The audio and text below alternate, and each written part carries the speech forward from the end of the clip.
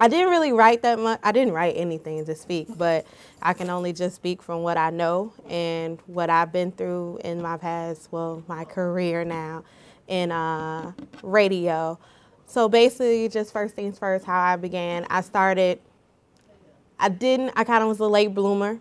I always wanted to do radio, but I just kind of just played around with it, like, oh, I guess I can do radio, because someone told me in a speech class one day, it was like, oh, you got a great voice, you should try radio. And I was like, that sounds fun, but I was one of those BET kids, so everything on BET I watched, MTV I watched, any entertainment stuff I watched, so I was kind of just embraced it.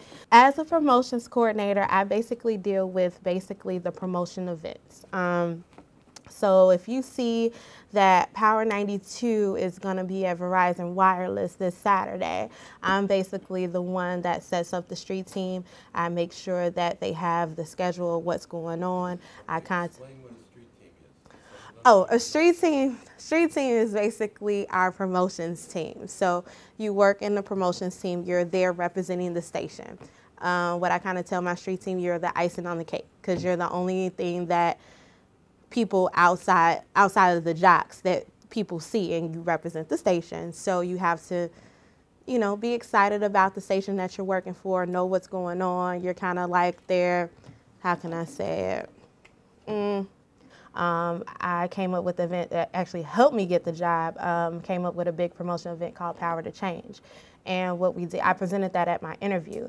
And so basically what it was a promotion as far as like getting kids to say, not so much touch on violence, but being a difference in their lives and making a difference in their communities and promoting that.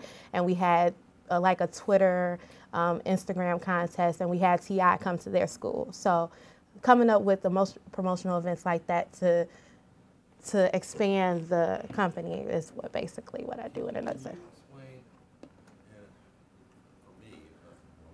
No problem. Twitter, how did you work the Twitter contest? How we work the Twitter contest, basically we used it by hashtags. So if you're like, put hashtag, and we had a special hashtag for it called Power to Change. So it was just like, take a picture of yourself with a hashtag Power to Change and at Power 92 Chicago, and just show us what you're doing as far as representing change. You have certain benchmarks that you have to reach? Yes, of course. We have to, of course, if we're working with certain clients, they ask, well, how many people are you reaching? How many listeners are listening at that certain time? So it's sort of those things that you do have to know. So we do, and of course, with focusing on different demographics of each station, you want to reach that towards. And a lot of our clients, well, basically like clients people who pay money for us to promote their products, they want to know because they're trying to reach that certain demographic. Just know your audience. That's one thing I did learn. Know your audience. I might go to 103.5 The Kiss, and I'm, talking B103. Yeah, you just gotta kind of find your voice and what you want. What fits you. I mean, you had, just for instance, you had Drex that was still, he was probably like damn near 50, but he was on Kiss. You know what I'm saying? And I learned over at Clear Channel, you really don't have a voice. It's not really the voice, but it can be the voice. But as long as you kind of fit and know your audience, you're great. I had breakfast with one of the jocks at WXOT, because I worked at WXOT years ago, not long ago, and she told me that for weekly Hume, almost 70% now listen to WXOT via cellular or via phone. Yeah. Not via radio. It's changing the world. Right. So I wanted to ask you about that. How has Crawford adapted to the fact that things are going so cellular mobile? Hopefully we'll get to that direction, and we're reaching towards that. You can catch us on the TuneIn app. So you can click in and type in Power 92 in any of our stations, Soul 106.3, or even the Rockford station, Power 106, and go into the TuneIn app. So we're heading towards that direction. What are some of your goals in the next, let's say, 5 years? What do you hope? You know what? I really have no idea. It's kind of like where the wind blows. I kind of have my idea of what I kind of want to do. I don't think music direction, no, I don't know about that yet, but definitely working in a place where continuing being probably a promotions director and continue to work in promotions definitely is something to I grow. will share something with all of you regarding promotions directors. I was a promotion director for NBC 5 Chicago there, but I was chairman of the broadcast promotion director executives. I was chairman Has a sore of the throat. broadcast. He's got a horse throat. I got a horse throat. there. I was chairman of the broadcast promotion and marketing executives conference, 3,500 people all over the world, promotion directors.